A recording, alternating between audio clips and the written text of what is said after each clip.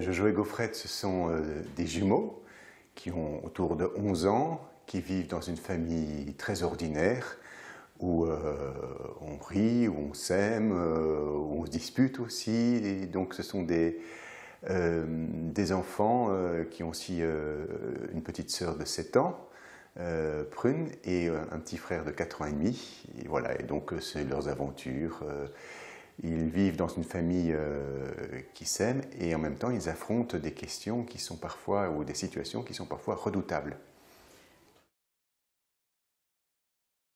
Ils sont nés, c'est difficile à dire, surtout autour de feux de camp chez les louveteaux, voilà. Et puis j'ai été pendant longtemps conseiller religieux dans une meute de louveteaux et aussi de lutins, de louvettes. Et voilà, c'est autour des feux de camp, racontant des histoires aussi aux enfants du catéchisme, que peu à peu ces personnages ont pris corps. Et puis peu à peu, je me suis rendu compte à quel point c'était une manière merveilleuse de pouvoir communiquer joyeusement Dieu aux enfants.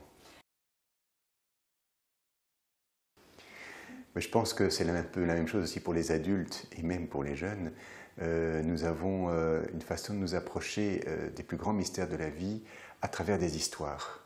Alors il faut évidemment que les histoires soient adaptées aux différents âges, mais on peut dire à travers des histoires beaucoup de choses extrêmement fortes, simples. La vie est toujours plus forte que toutes les grandes idées. Voilà.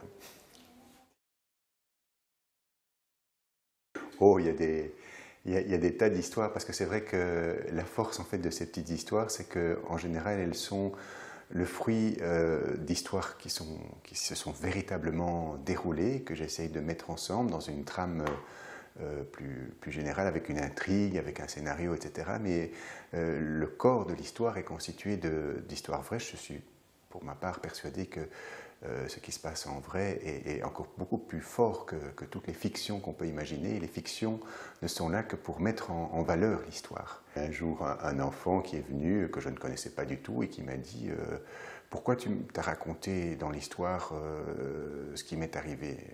Genre, je lui ai dit, mais je ne te connais pas. Voilà. Donc il avait été fort touché de ce petit fait-là. Bon, ben voilà, ce qui m'a beaucoup touché, c'est que j'ai eu des remontées, enfin des petits témoignages, disons, de tous les âges en fait.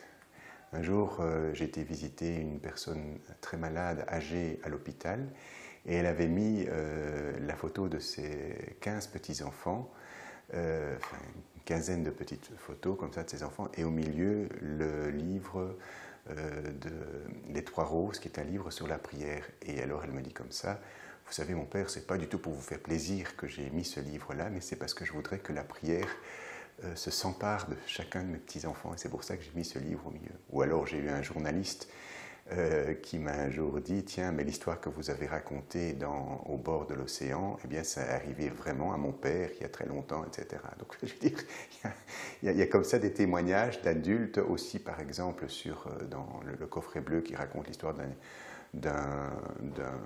petit garçon assez malade. Il y a des pères de famille qui m'ont témoigné qu'ils avaient été vraiment bouleversés. Donc ce sont des histoires à base authentique, touchent en fait tous les âges. C'est une de mes découvertes. Je me suis rendu compte de cela et j'ai trouvé ça étonnant et joyeusement étonnant.